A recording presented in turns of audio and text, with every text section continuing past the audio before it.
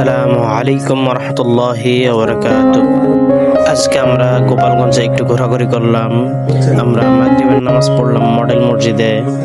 সময় কখন কোথায় দাঁড়ায় জীবনের প্রতিপাঠে একা একা চলি পথে আর চলে। রাতের বেলা শহরটা খুবই সুন্দর লাগতেছিল। আমরা ঘোরাঘুরি শেষ করে চলে যাই লাজিজ ডাইনে রাতের ডিনার করার জন্য। আসমানি রঙে ডুবে অনুরাগে অনুভবে খুঁজে পাই।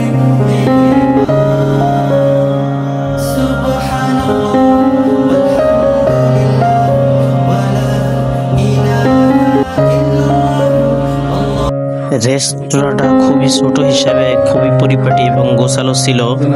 বিশেষ করে খাবারটা খুবই সুস্বাদু ছিল।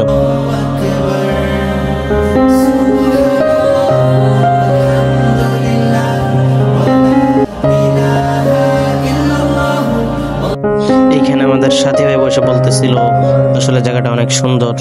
তো ভালো থাকবেন সকলে, দোয়া করবেন আমাদের জন্য। আল্লাহ হাফেজ। সবুজের হৃদয়